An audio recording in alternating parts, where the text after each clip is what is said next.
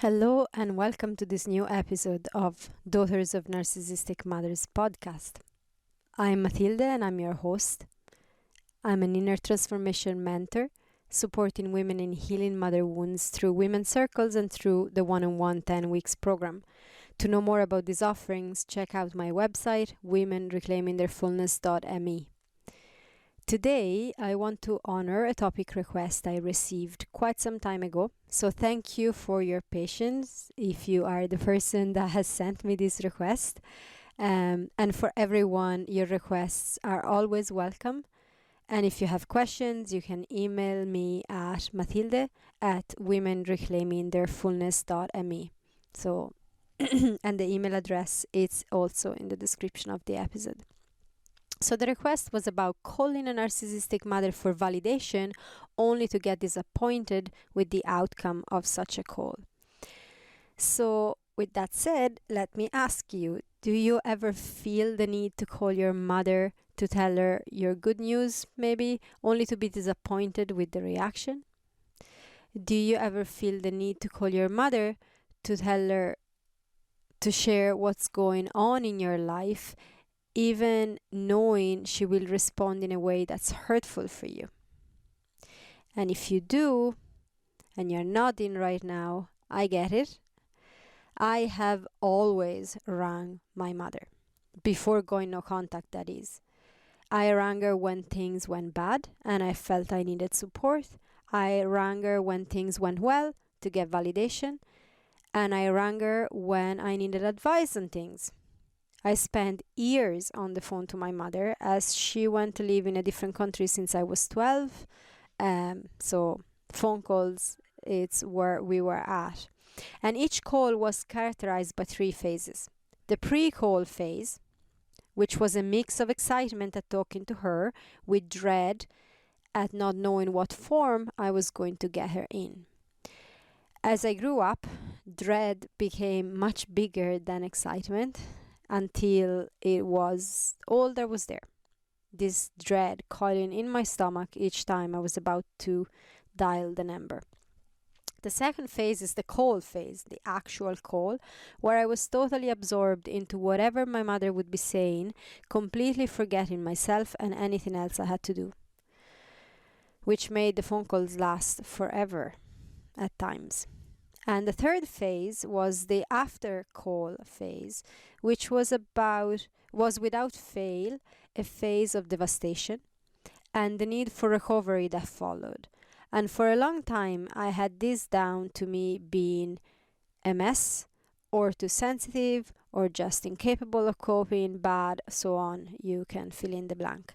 And I've repeated this process from age 12 till I went no contact at age 37, with some variations of it as I learned a thing or two along the way, but still, I still was falling for it. Even when I realized years ago that I needed weeks to recover from each call, I still kept calling. I kept sharing, I kept seeking validation, and I kept getting hurt and disappointed without fail every single time. Does this sound familiar? Now I know that you mightn't have a long distance relationship with your mother maybe, but the whole thing of calling her, looking for some support or some validation or something only to come off the phone call, hurt and disappointed. Why do we do this over and over and over? Because that's the most natural question that comes up. And it's because it's natural to have a want to share with your own mother, and to feel the need for support and validation too. It's natural.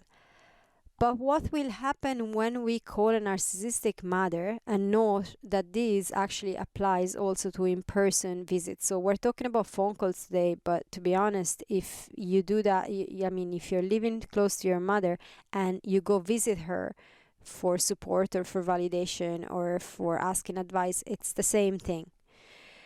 So when we do that with a narcissistic mother, this is going to be very different from what we would like it to be. It's not going to be what we want, hence that constant disappointment and that hurt. A narcissistic mother is not going to give us that nurturing validation or that nurturing support or that holding up space for us in a safe way that we are seeking and wanting and needing. A narcissistic mother will use put downs, will make nasty remarks, will tell you she told you so, will use passive aggressive statements, will tell you there's something wrong with you for even wanting to celebrate such a thing or for having such a problem. She will dismiss your news to share hers. She will tell you she feels worse than you do. She might be the victim, saying something like, "Oh, you only ring me when it suits you," or anything along those lines. She will belittle what you're sharing. And she will also pretend to be really, really concerned or interested in order to collect ammunition to use against you later. So just to give you an example from my own experience, I still remember a call from years ago with my mother when I vulnerably shared I was writing a new book. And she was all interested in hearing more. And of course, hearing that she was interested made me so happy. And I shared some details with her, including the name of the main character. And her next comment after that was a dismissive, "Oh, isn't that the name of the character in the new TV series that I just just watched the other day, you know? As in, you didn't come up with anything original here, you know? That same name that you think it's so great and so original was just in a TV series that I was watching last week." And that affected me so much at the time that I didn't go near that particular book of mine for months after. And I didn't actually write anything at all for a good while. And it seems like a very small comment. So if you say this to someone who hasn't an understanding of what it is to have a narcissistic mother, or to someone who is not trauma informed, they will tell you to get over yourself. "Oh, come on, that was just a comment." Oh, that could even be like something nice to say. "Oh yeah, that name, it was in that TV series." Like, that was not the tone it was said with, I can guarantee you that. But that is why it is very important to share among people who get it, so that you can stop feeling so alone in all of this and get the safe validation that your system actually needs. It's really important. That's why I actually created the Reclaim Your Fullness Women's Circle, so that you can do that, so that you can share among people that have had the same experience. Because in my own past, in my own life, I have shared, before becoming aware of how unsafe it was, things that regarded myself and my relationship with my mother, and things that did hurt me about that relationship. And again, I've been told many, many, many times to just get over myself, or to just forgive and forget, or to just accept her because she's my mother and I just have to take her for what she is and just put up with it. So different versions of it that ultimately left me feeling quite alone in the entire situation. So that's why I've created the circle. And if that is something that may interest you, you can check the link in the description of the episode to know more. So the phone call I mentioned was the moment I decided I would stop sharing important things with my mother. That affected me that much, and at that point I was aware of it, that I was like, that's it. I'm not gonna share about myself anymore. It's not safe. When she asked about me, because I still had phone calls with her after that, I said I had no news, that I was fine, used like I had my 2 or 3 sentences that just kind of put an end to the conversation. And then I would ask about her in turn. So stirring the conversation the way I wanted it to go. It was much safer to hear her talking about herself than to share about myself. I knew by that point that her concern for me was only to get me to say something that she would then use to put me down. So, but this is a pattern, and as we said, we continue doing it. We continue, even though we know that is not helpful. Even though we feel the hurt afterwards each time, even though we get to the point that we realize it takes days or weeks to recover each time. And I'm talking to clients all the time, and this is what I hear. And I know it was my experience, but I also get it confirmed every time I'm talking to a new client. This recurrent thing of, oh, I had to ring her, and then, oh, it takes me weeks to recover, takes me days to recover. The place I go after each phone call is such a dark place. And all the anxiety gets stirred. The hopelessness, for me, was hopelessness. That's actually, I still have to work with that, because it's the response that's most often triggered in my own system is hopelessness. So how can we go about stopping this unhelpful pattern of calling your narcissistic mother for validation? How can you go about stopping this? There's 4 steps I want to share with you today. And the first one is become aware of the driving mechanism behind it. Meaning, it's natural that a part of you, the inner child in you, it's natural for that part to crave your mother's validation. That validation you likely never got from her growing up. And so now that part craves it, because if you got it when you were a child, if you got it growing up in the healthy, nourishing way, you would actually have learned to kind of self-validate in a really good, healthy way. But this is not the case when you have a narcissistic mother. So when you didn't receive that, that was not modeled, and you didn't learn, now you crave it, you need it, and that inner child in you needs it. So there's nothing wrong with that. And it's also natural that a part of you wishes for a mother with whom you're safe to share. It's a very natural wish to have. So none of this is wrong or makes you wrong for wanting it. And I really want you to hear this. It's the first step, because this is something that I've been put before many times, something that has been told to me many times. Like, it was something that I needed to fix in myself. It was something that I had to fix. This need was something wrong in me, and that had to be fixed. I had to cut that out. I had to stop it. I had to hack it, whatever word you want to put there. That's not actually very helpful at all. It's looking at a part of you and rejecting it. I mean, we've had enough rejection from our mothers to actually start doing that to ourselves.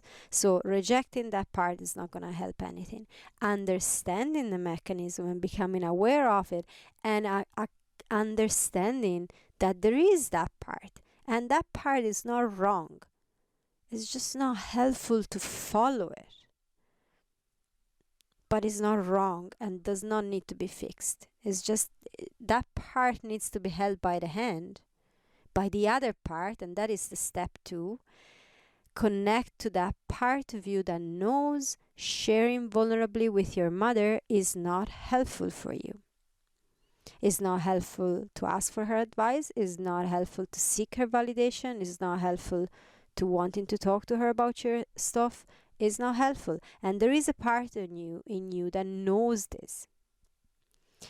So that part that knows this needs to take the other part by the hand. It's like a big sister with a younger sister, and go, I know how we deal with this.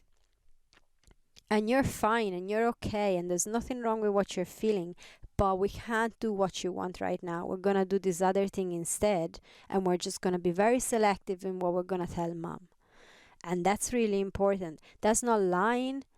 That's not being fake. That's protecting your heart. And that's really sacred. You have the right to protect your heart. So you honor the part that craves the need, the part that has the need for that validation from your mother, but then you follow the part that knows that that's not helpful and that is not going to work.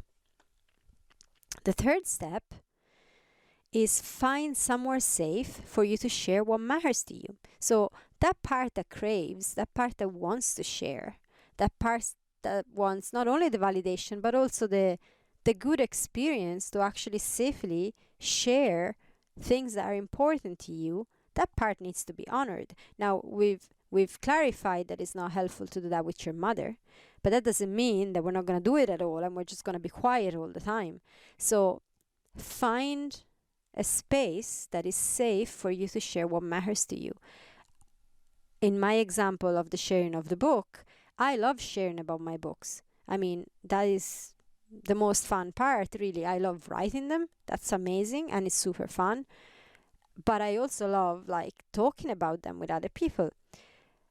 And so I know I'm not doing that with my mother anymore. That's really not helpful. And I do it in my book club with people I know it's safe to do that, and who would never put me down, who would never make nasty remarks about the names of my characters, and wouldn't do any of that. And I know that it's an established container where I know I'm safe to share about this particular passion of mine without it being put at risk, and my heart is safe.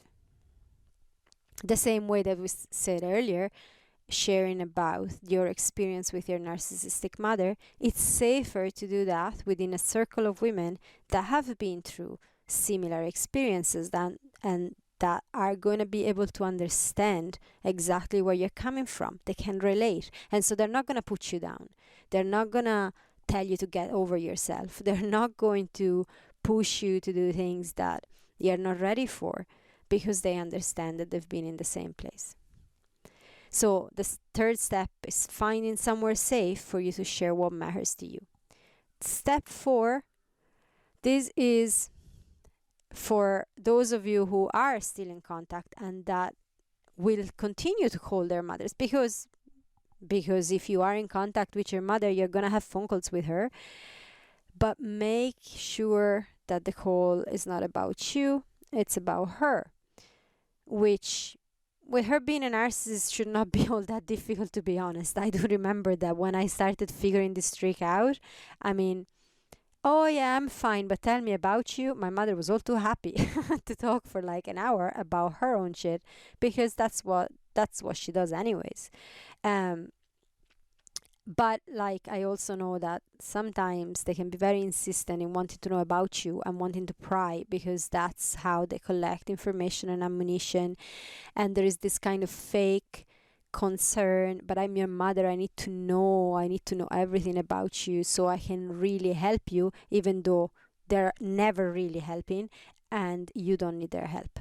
So when that happens, when she tries again to turn the conversation on you, keep your boundaries strong around yourself. So if you decided not to share a certain thing with her prior calling, stick with that.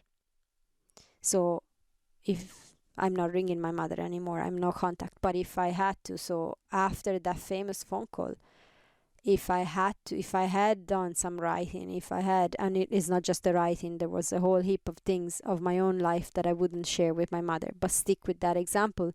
If I had done some new writing and she asked me, oh, so what about you? How about your writing? I'd be like, no, haven't done much, I've been busy. Or I haven't done much, actually. Not even I've been busy. So you need to be careful. I've been busy then brings another question, which is busy doing what? And then, you need to be careful what you share there. So it's a game.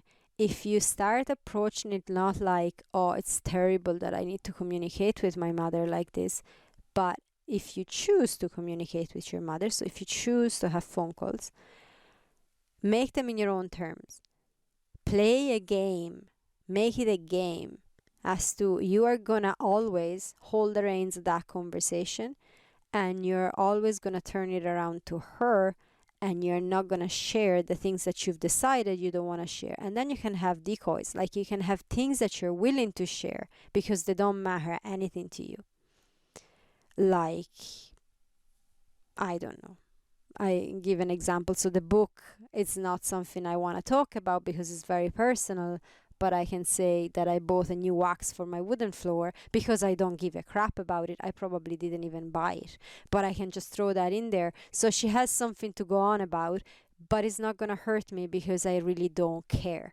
So you can play like that and use information that is not something that she can ever use against you, because you don't care about that, and have that decided before your call. So you know exactly what you're going to talk about, you know exactly what questions you're not going to answer, and you're going to just give short, I'm not going to talk about that, or there's no news there, whatever is helpful for you to say. And then you also know what you're willing to talk about, and you can steer the conversation in that direction. All of that can be in your control. It requires practice. It does require practice. So it's really important that you understand that. That is not something that is going to happen immediately. It does require a certain level of being able to regulate, because I do know that when we are in this type of phone calls, the nervous system can really feel, there can be anxiety there can be tension. I was coming off phone calls with my mother, even the ones that I was in control of, because I was already practicing these tricks. I was still coming off the phone call shaking, like literally shaking. My body would shake. So it's really important to be very kind with yourself and not expect to go from 0 to 100 on the first attempt. Remember that listening to that part that knows what's helpful and what isn't is a practice, okay? It's not something that just happens. Again, it may require a bit of time to get the hang of it, and also some trial and error. There's going to be time that you're actually going to say something that you thought wasn't going to be something that was going to hurt you if your mother used it against you, but it actually is, and you weren't sure until you tried it.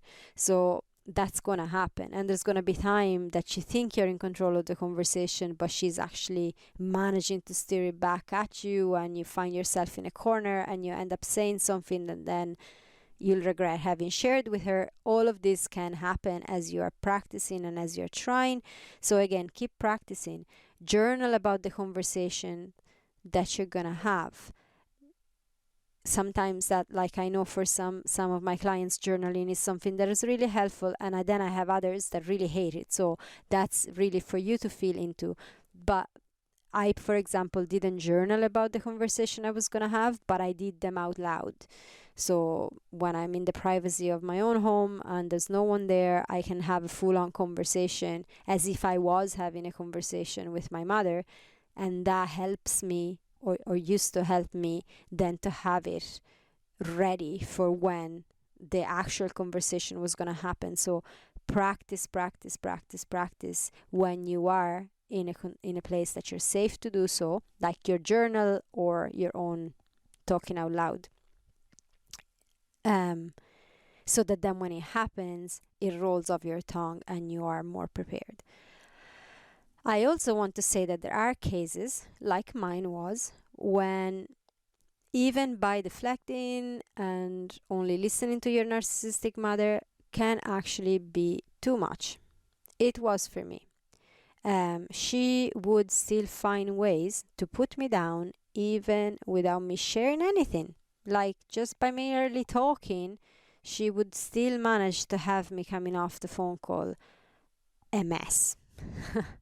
A little bit less than if I had shared something very, very personal, but still it would take me days to recover. So remember that you don't have to call your mother if that's the case. I know you might feel the impulse to do so. I certainly did, a lot. And that is something you can work on with the right support. But you are under no obligation to call. You are under no obligation to stay long in a conversation and see it through all the way to the end. You are under no obligation to answer her questions and so on. None of that. If, for example, sending messages is easier than having a proper direct phone call, you can do that. If having no contact at all, it's what's required for you at this moment, then you're allowed to do that. Your first responsibility is never towards your mother. Your first responsibility is towards yourself. To protect your heart and heal, reclaiming your life. That's your responsibility. That's what you're meant to be doing. Everything else, you're not obliged to do. So if you need support with this, you can check out reclaimingyourfullness.me, the website, for details about the Women's Circle or the one-on-one work. There is the one-on-one 10 weeks program. And if you're interested in this topic a little bit more, you can also listen to episode 46, 5 Steps to Overcome the Impulse of Ringing Your Narcissistic Mother. So if you haven't listened to it already and this is a subject that actually really resonates with you and that is important for you to listen, you can go ahead and listen to that, episode 46. And if you have anything that you would like to share on this, or if you have questions, you can email me at the email matilde@womenreclaimingtheirfullness.me, and that's also in the description of the episode. So with that, I'm gonna leave you and wish you a wonderful, wonderful week. Lots of love. Bye for now.